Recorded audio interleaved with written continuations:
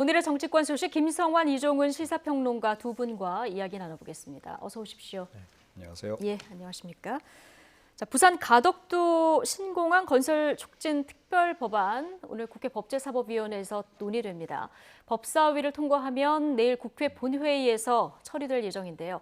법안이 처리되면 예비 타당성 조사 없이도 가덕도 신공항 건설 계획을 확정할 수 있게 되고요.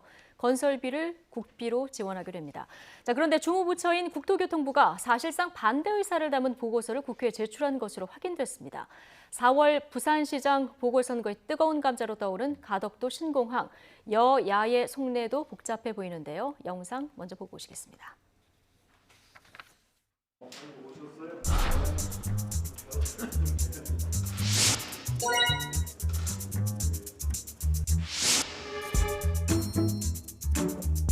예탄 면제와 김해 신공항 백지화를 명시했던 점은 정말로 기쁜 일입니다.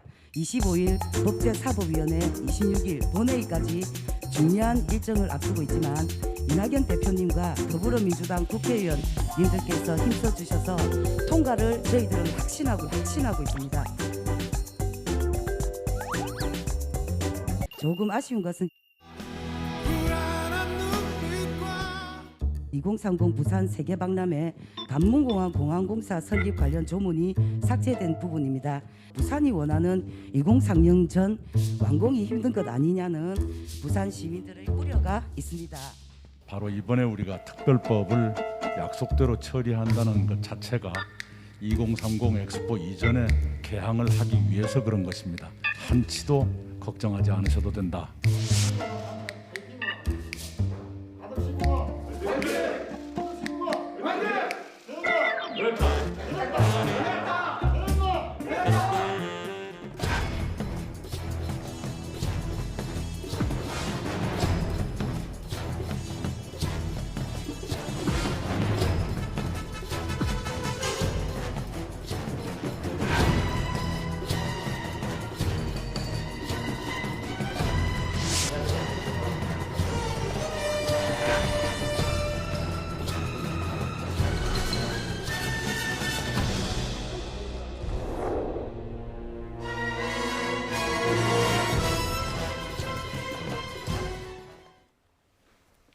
네. 자, 여야 모두 지금 재보궐선거 앞두고 가덕도 신공항 특별법에 사활을 거는 이런 모습인데요. 내일 본회의 처리를 앞두고 있고 오늘 법사위에서 이제 논의가 되는데요. 국토부가 그런데 사실상 반대 의사를 표명하는 보고서가 지금 나왔습니다. 김성환 평론가님, 보고서 내용을 보면은 정확히 어떤 그 이유에서 국토부는 반대를 하고 있는 겁니까? 사실 전반적으로 다 반대를 했기 때문에요. 어떤 이유다 이렇게 특정하게 꼬집어서 말씀드리기 네. 좀 어렵지만 안정성, 시공성, 운영성, 환경성 등에서 7개 부분을 평가를 했는데 예. 모두 다 사실 현실성이 떨어진다 이런 의견을 냈습니다. 특히 이제 가덕도 외의 위치에서 난공사가 예상이 된다. 그리고 국제선만 이전을 하면 항공기 운영 비율이 증가한다. 예. 그리고 대규모 산악 절취로 인해서 환경훼손이 우려된다. 이런 의견 등을 밝혔고요. 무엇보다도 공사비가 지금 7조 5천억 정도에서 28조 6천억 원으로 늘어날 수밖에 없다. 이렇게 밝히고 그 네. 근거로 지금 김해 신공항을 만약에 가덕도 신공항으로 옮기게 될 경우에 군 공항 이전 비용이 또 포함돼야 하고 교통 편의시설까지 다 설치하는 걸 감안하면 공사비가 이런 방식으로 그러니까 이제 지금 크게 약간 늘어날 수밖에 없다. 비효율적인 부분을 효율적으로 바꾸다 보면 예산이 그렇게 늘어난다. 네, 그런 의견을 이제 냈다고 하는 겁니다. 예. 그리고 뭐 우리 월성원전과 관련해서 이 경제성 평가에 관한 감사원 감사 결과도 있고 검찰이 지금 수사 중이기도 하지 않습니까? 그러니까 그런 면에서 국토부가 이런 사업들에 대해서 반대 목소리를 내지 않는 것은 일종의 직무유기에 해당한다. 그래서 국토부의 의견을 낼 수밖에 없는 상황이다. 이제 이런 예. 점들도 밝히고 있습니다. 예. 사실 28조 6천억 원, 뭐 어마어마한 예산이긴 한데요. 지금 말씀하신 대로 이걸 알면서도 반대를 하지 않으면 직무유기다 이런 표현도 들어가 있다고 합니다. 그래서 정치권에서는 지금 선거 때문에 너무 여야가 모두 공에 밀어붙이는 거 아니냐 이런 얘기가 나오는데 국토위 의원들 사이에서도 이런 우려가 나와요. 예, 이제 국토부에서 이런 의견서를 냈다라고 한다면 그건 고려 안 할 수가 없지 않습니까? 예. 그러니까 당연히 이제 국회의원들 사이에서도 논란이 될 수밖에 없는 거고 기본적으로 이번 사안 같은 경우에는 지금 뭐 야당도 반대만 할 수 없는 그런 그 측면이 있는 거죠. 그렇죠. 그러니까 부산시장 이제 보궐선거를 의식해서 이제 그렇게 이제 판단들을 하는 건데, 저도 기본적으로는 이 가덕도 신공항의 찬성론자였거든요. 예. 그러니까 가덕도 항만 설계될 때 이미 함께 이게 이제 다 기획이 됐던 거고, 예. 그 당시 기획안 대로라면 시너지 효과가 분명히 날 거기 때문에 저는 뭐 기본적으로 그렇게 가야 된다라고 생각을 했는데, 그런데 국토교통부에서 나온 이번 보고서를 보고 전 생각이 좀 바뀌었습니다. 그러니까 아무리 예. 좋은 거라 하더라도 비용 대비 효과를 이제 분석해봐서 이거는 뭐 이득이 없다라고 판단된다라고 예. 한다면, 그것도 비용 들이는 거에 비해서 충분히 효과를 거둘 수 없는 것이 명백하다라고 한다면 이거는 당연히 재고를 해봐야 되는 그 사안이 아닌가. 그러니까 처음에 그 가덕도 신항만 더하기 이제 신공항 설계했을 때 그 당시하고는 건축비라든가 이런 것들이 지금 상당히 지금 이제 차이가 많이 나는 것 같아요. 예. 지금 현재 국면에서는 이건 그야말로 신중하게 접근해야 될 사안이 돼버린 거 아닌가 이렇게 생각합니다. 예. 민주당 조응천 의원은 실시 설계 전에 공사부터 뭐 동네 하천 정비도 이렇게 안 한다 이런 얘기를 했고요. 심상정 정의당 의원도 이거는 선거를 위한 매표 행위다 이런 그 얘기를 했습니다.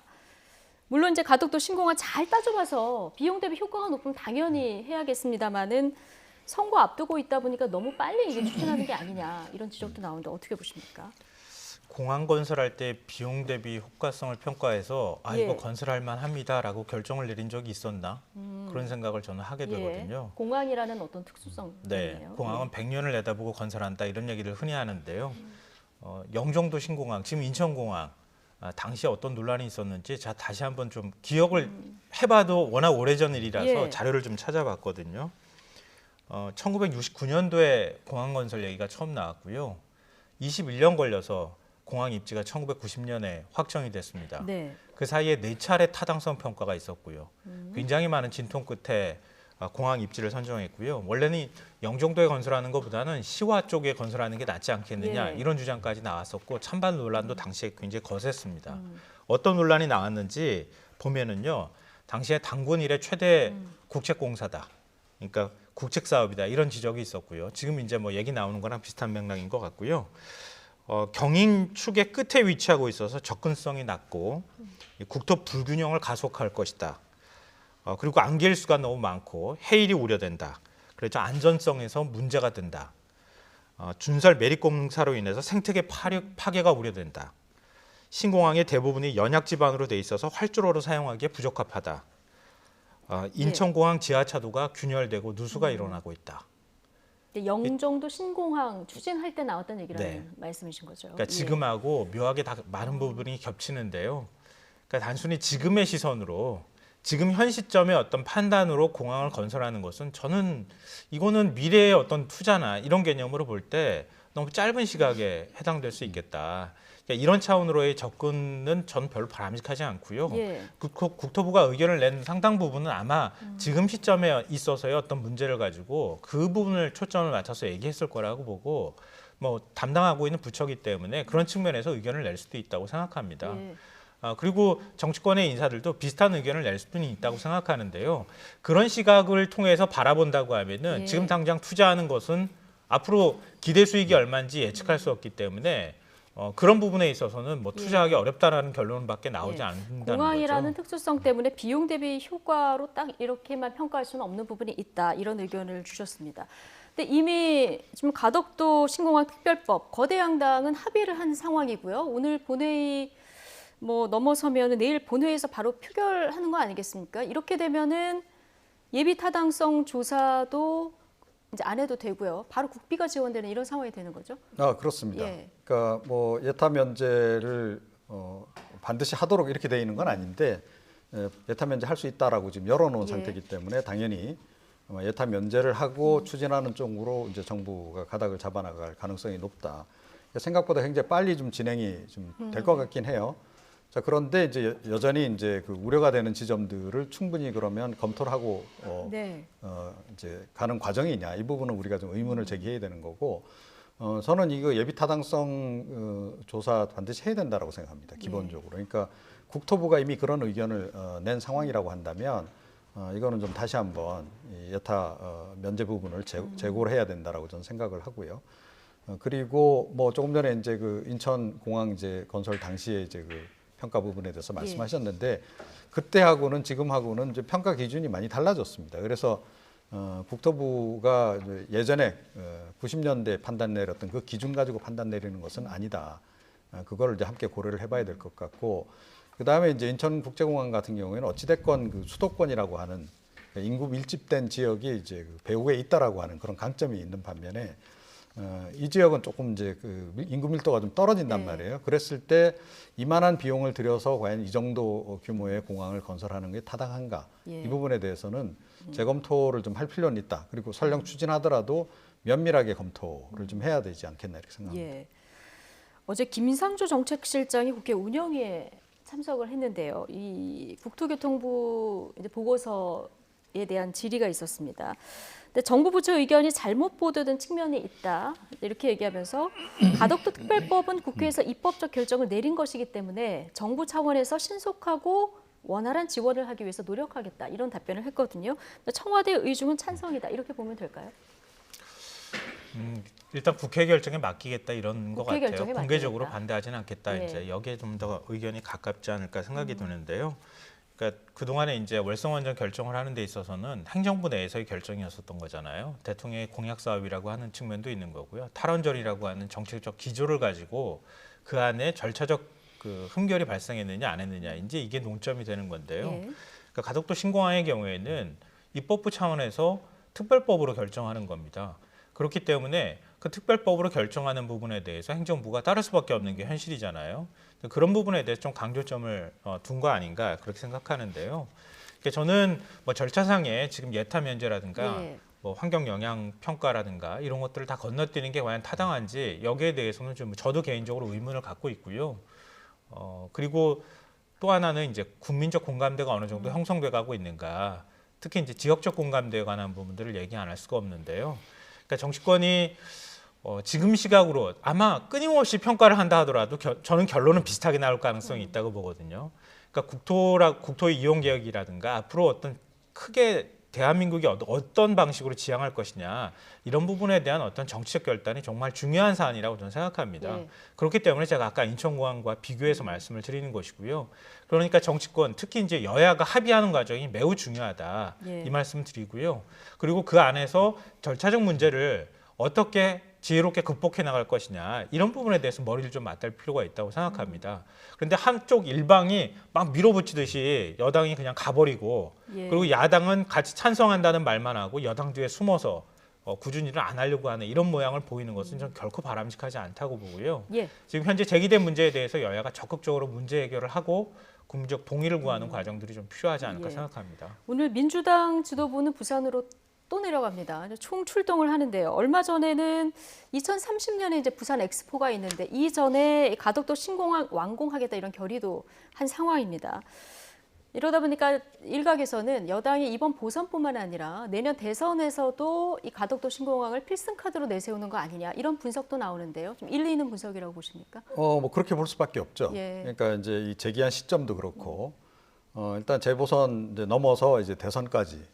그러니까 왜냐하면 이 이른바 PK 지역 민심이라고 하는 게 그렇게 민주당에게 좀 뭐 유리한 환경으로 지금 조성이 돼 있는 건 아니잖아요. 예. 그러니까 이걸 좀 이제 반전시킬 필요성이 좀 있는 것이고 이 가덕도 신공항 이슈는 뭐 지금 한동안 끌고 갈 수 있는 그런 이슈임에 분명한 거죠. 그래서 아마 기획을 해서 이제 제안을 이제 한 것이 이제 분명한 것 같고 그렇게 본다라고 한다면 앞으로도 계속 이 이슈를 이제 중심으로 해서 여기에 이제 다른 이슈도 조금씩 붙이겠죠. 네. 그런 식으로 해서 이제 PK 민심을 이제 다시 얻어가는 그런 과정들을 지금 거치려고 하지 않을까 이렇게 생각합니다. 예, 국민의힘 속내는 더 복잡합니다.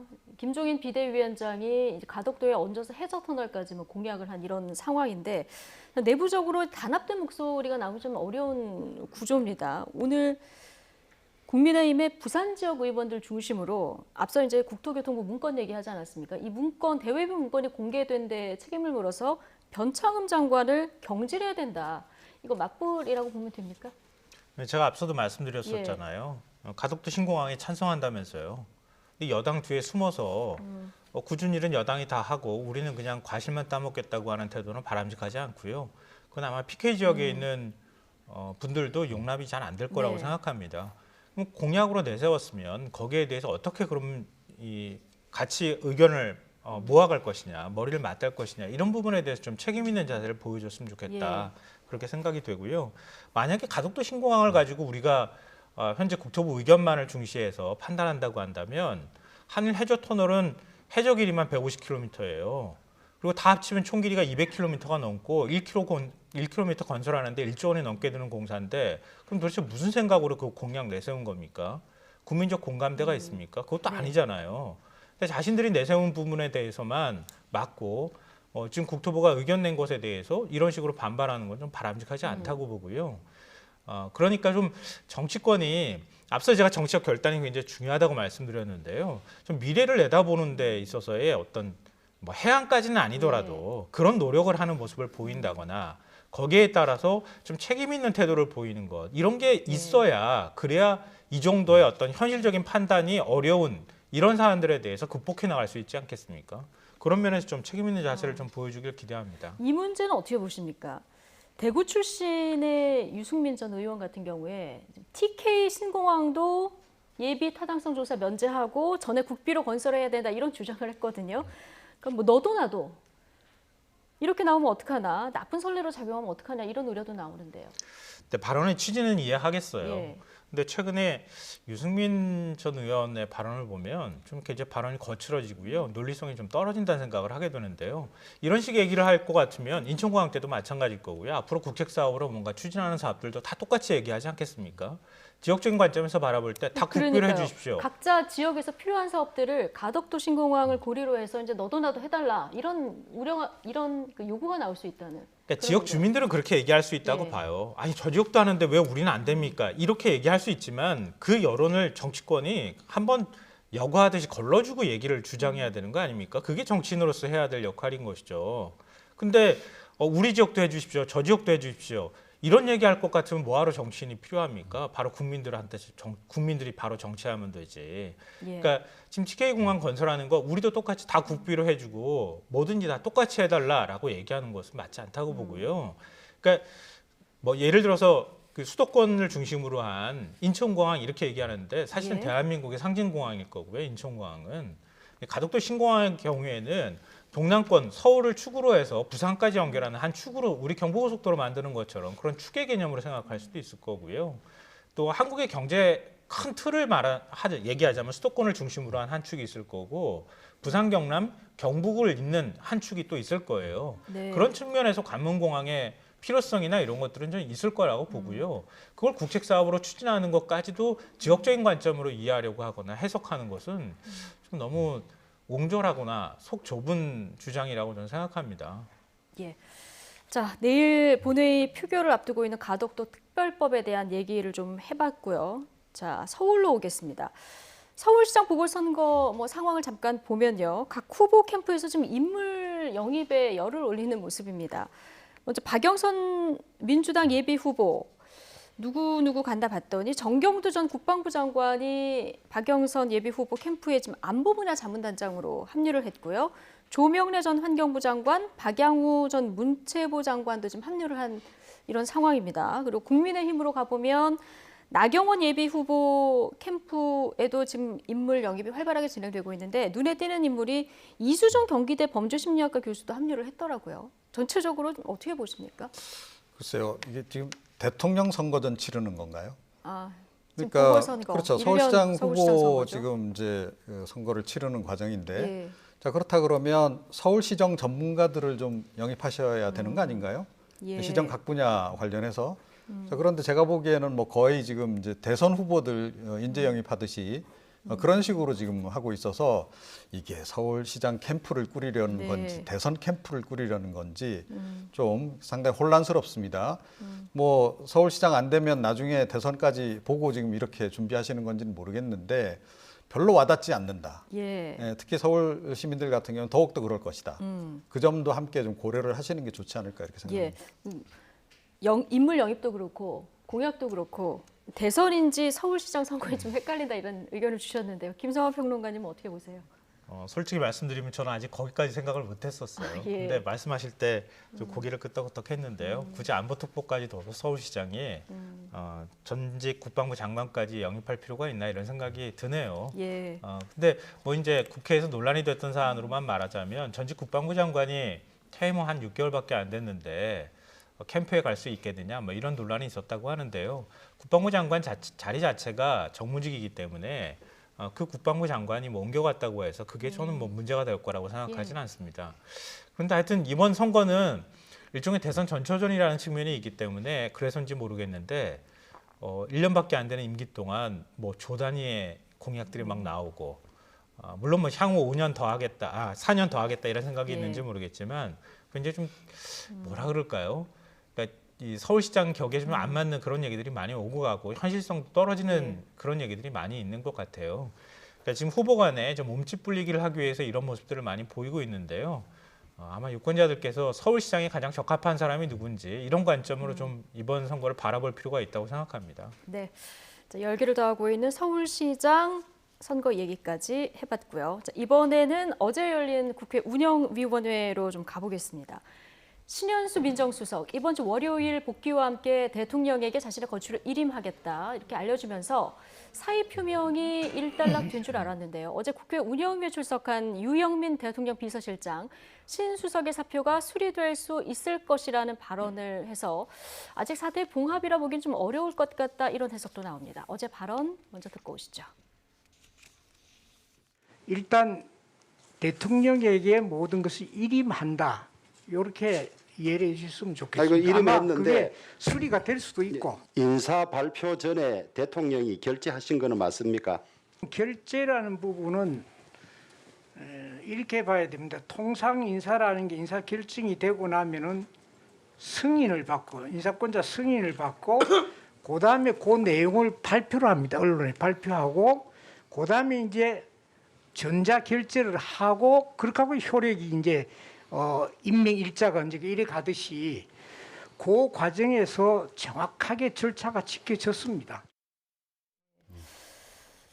자, 두 가지 문제를 좀 보겠습니다. 사의 문제가 완전 봉합된 건지 결재 과정에는 문제가 없었는지 이 부분인데 자, 먼저 사표가 수리될 수도 있다. 유영민 비서실장은 이런 얘기를 합니다. 그럼 대통령이 어느 시점에 있어서는 민정수석 교체할 수도 있다. 이런 여지가 있다. 이렇게 해석하면 되는 건지요? 저는 이미 뭐 교체를 고려하고 지금 준비 중일 거라고 봅니다. 준비 중일 것이다. 예. 그래서 예. 어차피 내보낼 거면 빨리 내보내시라. 그 말씀을 제가 좀 드리고 싶고요. 그러니까 이미 이제 문제가 유발이 된 상태고 예. 뭐 그와 관련해서 뭐 레임덕 얘기까지 나오는 그런 그 상황인데 문제가 유발된 상태에서 뭐 이 지금 네. 신수석을 그대로 유임을 시켜서 그냥 끌고 간다.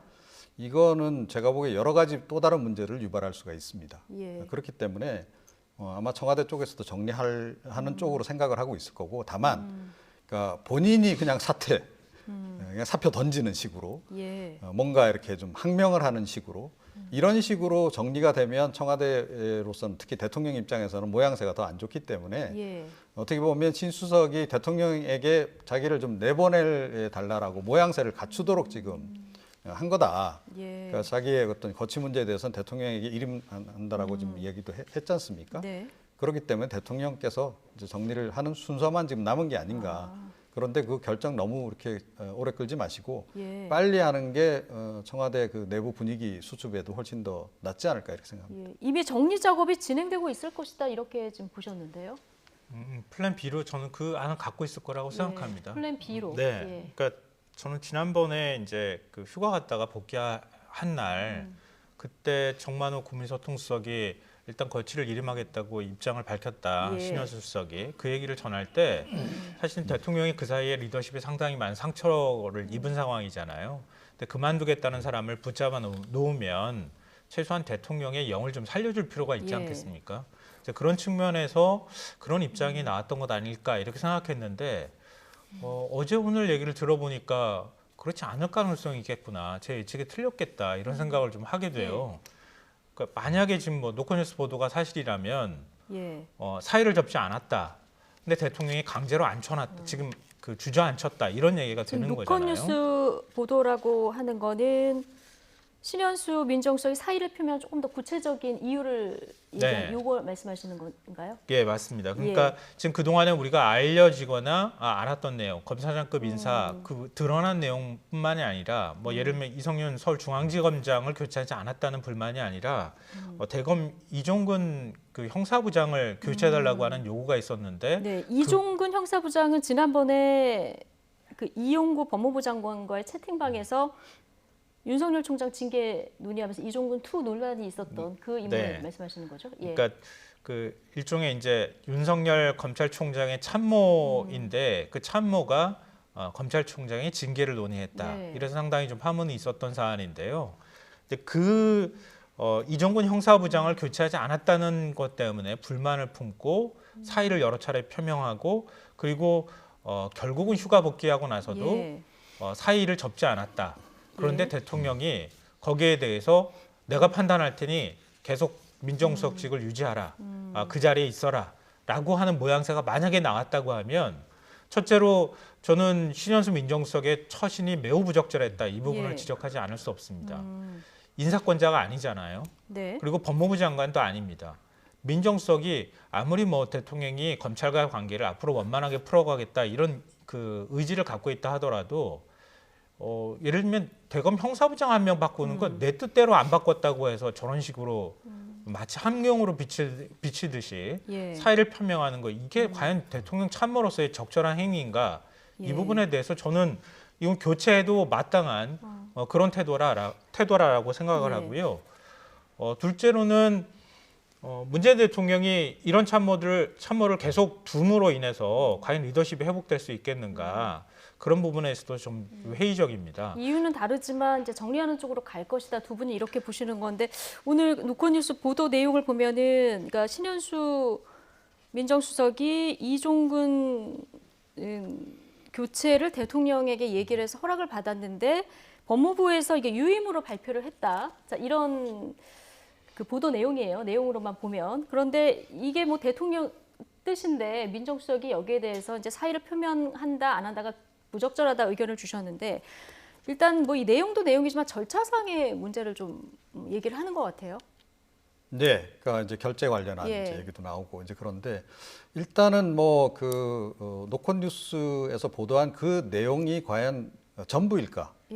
이런 좀 의구심이 들긴 해요. 그 한 건만으로 과연 이제 그 신 수석이 사의 표명을 했을까? 그거 말고도 아마 다른 건들이 조금 더 많지 않을까? 봐야 되긴 합니다. 예, 그러니까 좀 더 뭔가 배경에 하여튼 꽤 좀 있는 것 같아요. 우리가 모르는 사이에 진행됐던 일들이 의외로 좀 많이 있었던 게 아닌가. 그게 뭐 다 보도되는 건 아니기 때문에 그건 이제 시간 지나면 좀 알 수 있겠죠. 이제 그렇게 보고. 그다음에 이제 이 전자결제 대통령 결제 부분 관련해서 청와대 해명은 상당히 위험한 해명이다라고 좀 봐요. 그러니까 대통령에게 먼저 승인을 이제 받고 구두 승인을 받고 구두 승인 받고 이제 법무부 장관 발표했고 대통령 전자결제는 그 뒤에 이루어졌다. 이거 아니에요, 결국. 그런데 통상적으로 그렇게 일을 처리하느냐는 거죠. 통상 다른 장관 인사도 이렇게 처리한 적이 있다. 그러니까 통상 절차다. 청와대에서는 어제 이렇게 얘기했거든요. 그렇게 얘기했는데 그것이 굉장히 위험하다라는 얘기죠. 그러니까 위험하다. 구두 승인만 믿고 공직자들이 이거 최종 결제다라고 전제하고 행동할 사람이 과연 몇이나 될까요? 일반 기업에서도 이렇게는 안 합니다. 그러니까 설령 구두 승인을 받았다 하더라도 결제 받을 때까지 기다리죠. 결제 끝날 때까지. 그래서 결제가 나면 이제 확실히 이거는 이제 문건으로 이건 확인이 되는 거기 때문에 본인의 책임 문제도 있어서 오히려 기다렸다가 발표를 하는 게 맞는 거죠. 이게 뭐 검찰 뭐 수사 또는 경찰 수사 중간 발표하는 거하고 다른 거잖아요. 이게 최종안이다라는 거죠. 그래서 하루를 못 기다릴 만큼 그렇게 급한 일이 아니다. 그렇죠. 그렇기도 하고, 그러니까 일의 순서상 그렇다는 겁니다. 만약에 이게 구두 승인만 받고 결제 전에 뭐 일을 진행을 하고 발표를 하고 이런 식으로 하게 되면 지금 정부 전체 내 일을 하는 것이 굉장히 혼선을 빚을 가능성이 높아요. 오히려. 그러니까 대통령의 사안뿐만 아니고 장관들도 이런 식으로 구두 승인했는데 밑에 직원들이 알아서 먼저 뭐 국장이 발표하고 이런 식으로 일을 진행해서 어떻게 되겠습니까? 이게 영이 서겠습니까? 자, 그래서 이거는 상당히 위험하다. 그리고 오히려 이건 좀 솔직하게 그냥 밝히는 것이 차라리 낫지 않나 이렇게 저는 생각을 해요. 이게 지금 굉장히 민감한 문제이기 때문에 말씀을 좀 드려야 될 것 같은데요. 어제 제가 국민의힘 중진 의원하고 잠시 얘기할 기회가 있었는데요. 그러니까 청와대에 있었던 경험이 있었던 분들은 아마 아실 거예요. 예. 대통령한테 뜬금없이 그냥 간단하게 문건으로만 결재 올리는 경우는 거의 없다고 합니다. 그러니까 사전에 미리 보고하고 이런 결재 문서를 올려 이런 사안을 이렇게 처리해도 됩니까?라고 해서 대통령이 구두 결재를 받는 거죠. 대통령하고 상의하는 거죠. 쉽게 말해서. 그러니까 최종적으로 대통령한테 승인을 받은 다음에 그 다음에 전자결재를 추후에 올려서 대통령이 전자결재하는 이게 뭐 현 정부뿐만 아니라 이전 정부 때도 쭉 있어왔던 일이라고 얘기하더라고요. 네. 근데 다만 이제 본인이 궁금해하는 부분은 그럼 대통령이 결재를 그렇게 하고 승인을 했다고 하면 승인했다고 밝히면 되지 않겠느냐. 왜 그 사실을 안 밝히느냐. 이 부분에 대해서 얘기를 하는 거예요. 그러니까 말씀하셨던 것처럼 이게 결재가 앞뒤가 뒤바뀐 것처럼 이렇게 생각하면 오해 소지가 있을 것 같고요. 그러니까 통상적으로 이런 방식으로 결재들을 많이 진행하고 있다. 예. 이건 쭉 청와대가 과거에서부터 지금까지 해오던 방식이었다. 이런 말씀이고요. 예. 그러니까 다만 그런데 이제 야당은 왜 헌법 위반이다 이렇게 주장을 하는 겁니까? 그건 뭐 야당 입장에서 예. 형식적인 차원에서 그렇게 얘기는 할 수 있겠지만 그 내용을 아는 사람들은 그러니까 그게 맞는 방식이고 그동안에도 그렇게 해왔다 이렇게 예. 얘기를 합니다. 그러니까 중요한 부분은 그 중진 의원이 문제 제기를 했던 것처럼 대통령이 승인했다. 이렇게 하면 승인했다고 얘기하면 되지 않겠느냐 이렇게 얘기를 하는데 제가 이 부분을 볼 때 청와대에서 대통령이 어떤 부분에 있어서 결정하고 이렇게 하는 것은 정말 통치행위에 해당이 되는 거잖아요. 네. 그건 이제 대통령의 입으로 나와야 할 문제지 참모가 이렇다 저렇다 대통령이 결정한 부분에 대해서 대신 얘기하는 것은 그건 격에도 맞지 않을 뿐더러 그 부분에 대해서는 뭐 우리가 인사 부분에 대한 결단은 일반적으로 언론에서도 취재하기 어렵다고 얘기하는 것처럼 그건 오로지 대통령이 해야 될 몫이다라고 생각하는 측면이 있기 때문에 대답하기를 좀 꺼려하는 거 아닌가 싶어요. 그러니까 이번 사안에서 예를 들면은 대통령을 패싱하고 대통령이 민정수석하고 협의한 내용이 있는데도 불구하고 법무부 장관이 일방적으로 발표한다거나 예. 이런 것은 그건 진짜 국기문란이거든요. 네. 있을 수가 없는 일이니까 그런 관점으로 접근하는 것은 좀 지나친 관점이다라고 생각합니다. 예. 네, 이번에 이제 가장 문제가 되는 부분은 결국 발표 아니에요. 발표 시점. 네. 네, 그러니까 구두 승인을 받았다 하더라도 보통 결재 전에는 미리 발표는 안 한다는 거죠. 그러니까 왜 그러느냐? 그러니까 지금 이제 야당 쪽에서 헌법 이제 위반 얘기도 좀 하고 있습니다만 이제 헌법 82조 얘기를 하는 거 아니에요? 국법상 행위는 문서로서 한다라고 이제 문서로서 규정을 한다. 했기 예. 때문에 그 부분에 이제 기속을 받는 건데 이건 거기 어긋난다라고 지금 얘기를 하는 건데요. 뭐 위헌까지라고 저는 생각하지는 않는데 어찌 됐건 이거는 좀 그 교통 정리가 확실하게 좀 돼야 될 부분은 분명하다. 그리고 우리 뭐 예전에 그 사극 같은 데서 많이 보지만 왜 옥새를 갖고 그렇게 싸우겠습니까?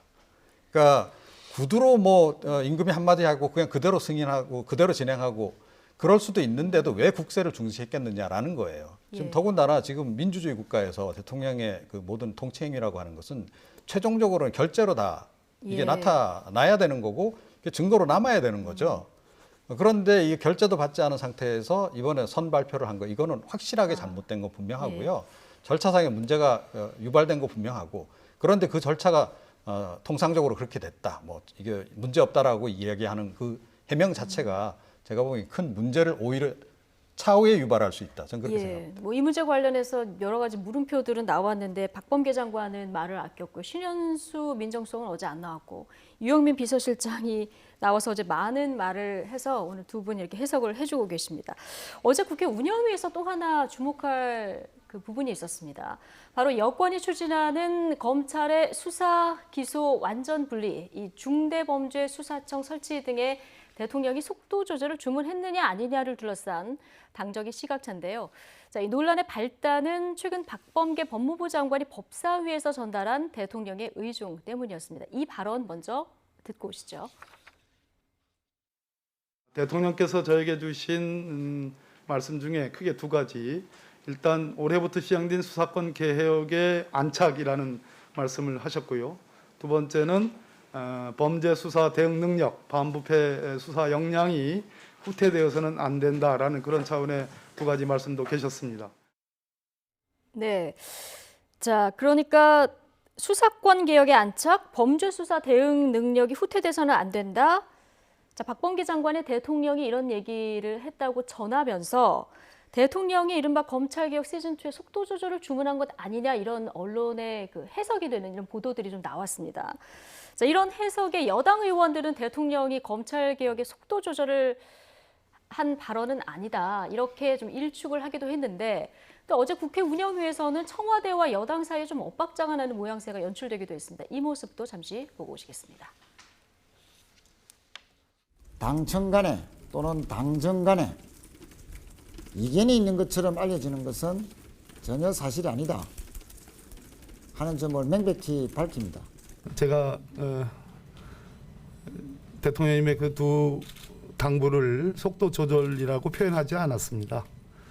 대통령께서도 그런 표현을 쓰신 바 없고요. 민주당의 당론으로 어떤 의견이 모아지면 당연히 따라야 됩니다. 속도 조절 말씀하시는 겁니까? 속도 조절 이야기는 박범계 장관 그 임명장 받으러 온 날 대통령께서 속도 조절 당부를 했죠. 속도 조절 이렇게 말씀하신 건 아니잖아요. 제가 정확한 워딩은 기억 못합니다만은 그러니까 그런 뜻이었다. 그건 네, 대통령의 발언이 속도 조절을 주문한 것인가 아닌가. 여당과 조금 전에 들어보신 발언의 당사자 박범계 지금 법무부 장관은 그런 의미가 아니다 이렇게 얘기를 했는데 정작 지금 유영민 비서실장이 박범계 장관이 임명장 받으러 온 날 대통령께서 속도 조절을 당부를 했죠? 이렇게 얘기를 했습니다. 물론 나중에 이제 좀 수습을 하긴 했는데요. 전체적으로 좀 혼란스러운데 어떻게 보십니까? 네. 대통령이 속도 조절이라는 단어를 입에 올리지는 않았겠죠, 당연히. 예. 근데 어떤 취지로 이제 얘기를 했느냐, 이제 해석의 문제인 거고, 해석과 관련해서 이제 속도 조절을 하라는 지시가 아니었겠느냐라고 이제 지금 언론을 중심으로 해서 이제 네. 일단 기본적으로 해석이 나온 거고, 이제 그런 건데, 제가 보기에도 뭐 속도 조절을 좀 해줬으면 좋겠다는 취지의 얘기를 하셨을 가능성이 높다고 봐요. 그러니까 신현수 수석 관련해서 일단 이제 파문이 좀 일은 그런 상황이고, 이것 때문에 이제 검찰하고 법무부가 또다시 또 갈등 국면으로 접어드는 거 아니냐라고 하는 얘기도 나오고 있는 네. 그런 상황이라고 한다면 당연히 대통령 입장에서는 그런 약간의 중재 차원에서라도 그런 취지의 발언을 했을 수가 있다 이렇게 좀 보고요. 그런데 박범계 장관이 이 전한 이 대통령의 말씀이 이게 좀 정말인지 아닌지도 좀 확인이 필요하다고 봐요. 예. 이미 박범계 장관은 지금 늑대 소년이 돼버렸어요. 이번에 인사 안 발표하는 그 과정에서 청와대하고 여러 가지 이제 논란을 유발하면서 그래서 이 발언조차도 지금 확인이 오히려 더 필요해진 상황이 아니냐. 그래서 청와대 쪽에서 이 부분도 명쾌하게 이 얘기를 좀 해주는 게 좋을 것 같고 문재인 대통령도 좀 이 부분 관련해서 명확하게 좀 지시를 좀 내리는 게 좀 필요하다라고 좀 봐요. 그러니까 추미애 전 장관하고 윤석열 검찰총장 간의 이제 갈등이 굉장히 길게 끌게 된 그런 한 원인에는 대통령이 명쾌하게 초기에 정리를 안 했기 때문도 저는 큰 원인으로 작용했다라고 보거든요. 그러니까 그런 상황이 다시 재현되는 걸 바라지 않으신다면 그러니까 이와 관련한 그야말로 속도 조절을 이제 희망하신다면 그와 관련해서도 명확하게 선을 좀 그어서 이 얘기를 해주시는 게 좋지 않을까 이렇게 생각을 네. 합니다. 뭐 해석의 차이는 있을 수 있겠습니다만은 법무부 장관이 대통령한테 안 들은 말을 했다고 하기는 또 그것도 어려운 문제고요. 근데 어제 여러 가지 이제 발언들이 몇 가지 주목이 됐는데요. 대통령의 정말 측근이죠. 김경수 지사가 대통령 한마디로 일사불란하게 당까지 정리돼야 한다는 거는 권위적인 정치다. 설사 그렇게 했다 하더라도 속도 조절론이 청와대 입장이라 하더라도 법을 통해서 결정하는 것이다. 이런 얘기가 나왔고요. 추미애 장관도 67년 허송 세월이 부족했냐. 그래서 검찰 개혁 작업 속도 조절에 이제 일축하는 이런 글을 남겼거든요. 어떻게 보십니까? 우리 이제 층간 소음이 굉장히 심각하잖아요. 예. 계속 시끄러웠어요. 시끄러웠는데 아래층에 사는 사람은 한때 너무 시끄러워서 스트레스 받았는데 그 다음에 작은 소리만 들려도 스트레스 받는 거예요. 지금 국민들이 그런 거 아닌가 싶어요. 예. 그러니까 민주당 입장에서는 좀 더 개혁을 더 추진해야 되겠다. 이런 욕심을 좀 갖고 있을 거라고 생각하는데요. 이른바 지난해 추윤 갈등을 통해서 상당히 많은 국민들이 또 돌아서기도 하고 피로감을 느끼고 있는 상황이라는 거죠. 그게 지지율로 고스란히 드러나고 있는 상황 아닙니까? 그러면 국민들을 어떻게 견인하고 동의를 구할 것인가. 이게 굉장히 중요한 문제로 제기가 되고 있는 상황이라는 겁니다. 이 부분을 결코 간과해서는 안 된다. 이런 것이고요. 물론 뭐 개혁을 하는 데 있어서 중단 없는 개혁도 굉장히 중요하겠지만 예. 뭐랄까요? 개혁을 하는 데 있어서 국민들을 동의를 구해가면서 개혁을 하는 데 있어서 좀 지나치게 많이 달렸다고 생각하면 예. 잠시 숨을 고르는 시간도 필요할 거라고 보거든요. 또 개혁을 하는 데 있어서 그동안에 뭐 검경 수사권 조정 문제부터 시작해서 공수처 설치, 입법적인 개혁이 상당 부분 많이 진행된 것도 사실입니다. 그러니까 그런 것들에 그런 실제로 그렇게 만든 것들이 어떻게 작동하는지 이런 부분들을 좀 확인하는 과정도 예. 저는 필요하다고 봐요. 근데 그런 거 없이 우리의 목표는 저기니까 무조건 끝까지 달려가겠습니다. 이러다가요, 제가 볼 때는 걱정되는 부분은 가다가 지쳐서 그냥 제풀에 쓰러지지 않을까도 싶어요. 근데 더더욱 예민할 수밖에 없는 게 지금 보궐선거가 앞으로 기다리고 있는 상황이고 내년에 또 대선이 있잖아요. 예.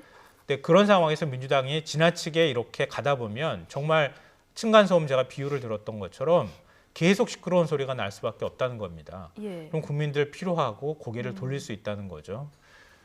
권력은 안으로부터 무너진다고 하는 얘기 있잖아요. 그런 모습 보이지 않도록 좀 마무리를 부드럽게 해가는 과정들, 그런 절차들, 서로 간에 의견을 낸다 하더라도 그런 모양새를 최대한 만들려고 노력하는 게 필요하다고 저는 생각합니다. 예.